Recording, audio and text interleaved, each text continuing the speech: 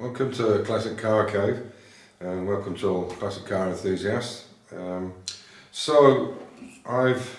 people that have watched on a regular basis over the years or a few months even, I have quite a large semi-pro or pro welding machine called an Ellen, which is made by an Austrian company, and it's been a real faithful. I've had it probably, I don't know, 12 or 14 years, something like that, and I bought it second hand for about 300 euros. And it's quite a big machine, and it fits actually under this. This is a trolley that I made to fit the machine because it's extremely heavy. And unfortunately, a few months ago, well, yeah, it would be 6 weeks or so, I guess, there's just no power going to it. Now, to have this repaired, especially at the age that it is, bearing in mind, as I say, I had it at least 12 years, God knows how old it was before then. So it's probably got to be a good 15, 16, 17 years old. Anyway, the bottom line is I probably could have had it repaired, possibly if they had the parts in Austria, but it would have cost me a small fortune. So I ended up buying this as a stopgap because we were busy welding, and there are times when Amir and I are welding different things, and we have to constantly drag the MIG welder backwards and forwards. So I have this MIG welder as a stopgap. I have the TIG welder, which is on a different gas, of course, and then I have this Ellen, which the machine is absolutely beautiful. And everybody that's been here, who's come to the workshop or stayed with us, who's tried it, absolutely loved it because it's so controllable. And this is the beauty of the difference between a cheaper DIY machine than a pro or a semi-pro machine. The consistency of the weld will always be better the better the equipment. I'm afraid that's just the way it is.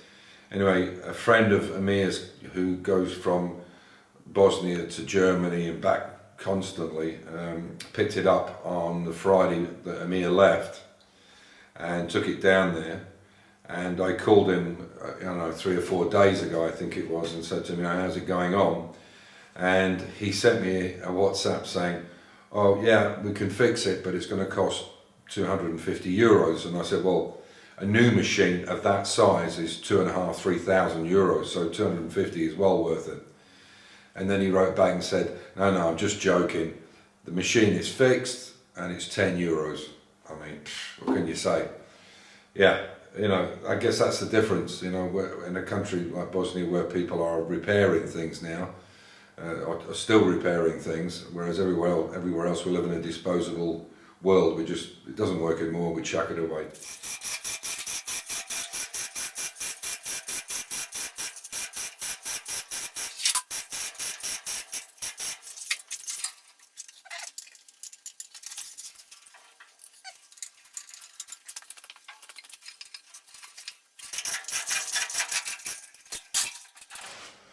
Okay, so I've got it in the position I want to work with it.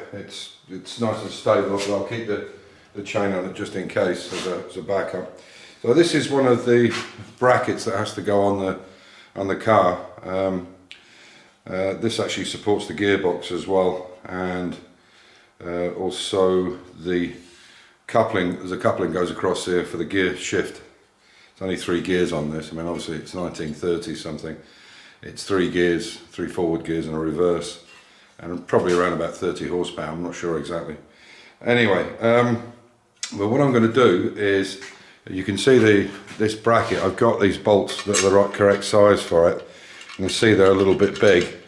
So what I'm going to do is I'm going to probably weld them up and then re-drill them. So I don't need to use a washer on it. And the reason I want to do that, it might sound crazy because I could put a washer in, but the reason I don't want to do that is I want to actually cut this end down a little bit.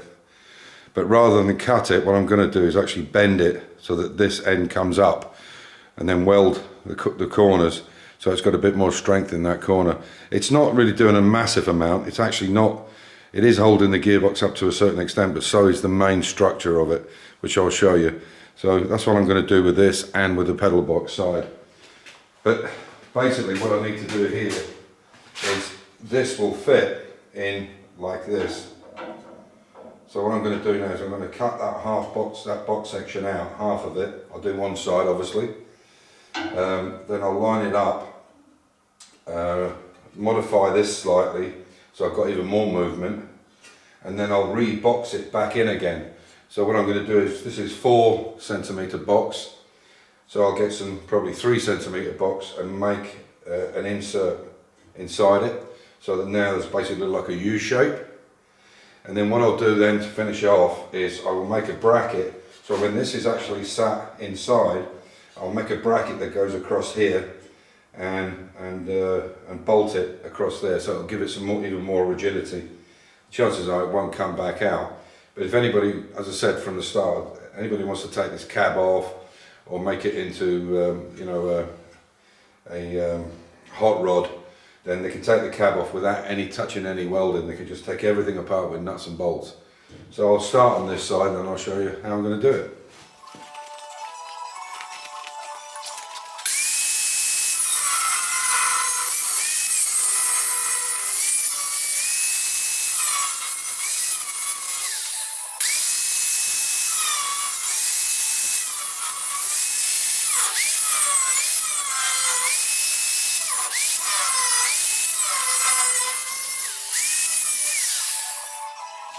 Yeah, so I should better get that off.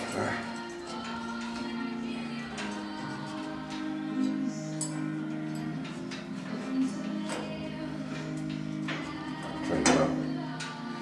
Okay, so that's the piece I've taken out.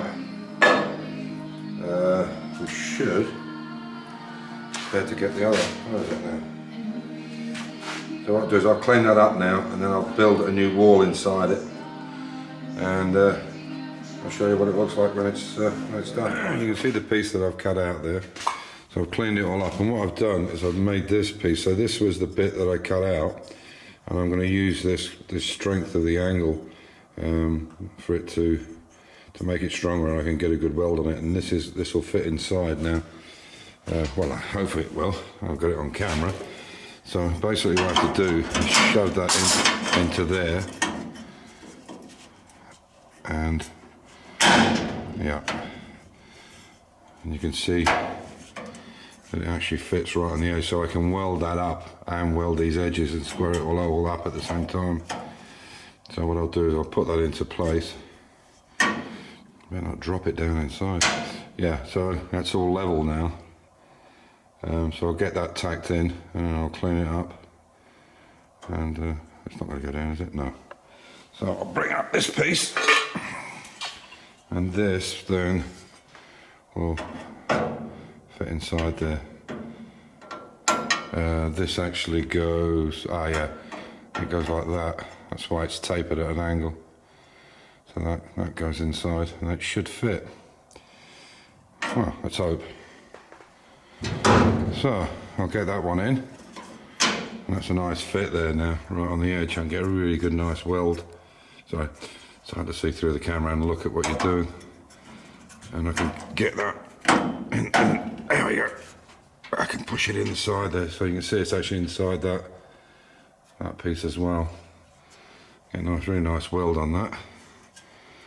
And it's nice and flat. I'll just give it bang in before I weld it. So I'll tack it in and I'll show you what it looks like. Okay, so what I'll do is when I'm finished up, I'll put a bolt through here and a bolt through there, which will strengthen it back up. You can see where I've welded it and ground it. I haven't got quite into the corners, so I'll take them corners out and clean that back one up as well. And then I've pulled over the edge of this one, and the bolts still go through it. And this would fit on. I've got to flatten that base out now as well. But that will fit on, and as you can see, the holes are, they're not protruded, and then it should be flush. What I can do is just cut a little section out so it slides right over it.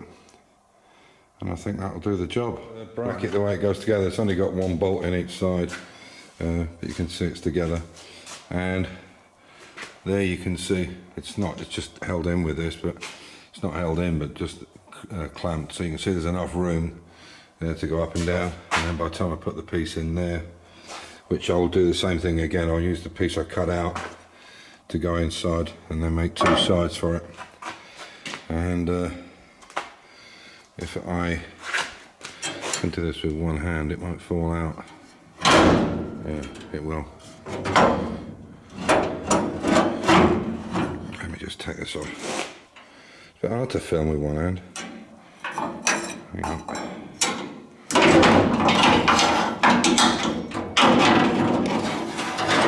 There we go.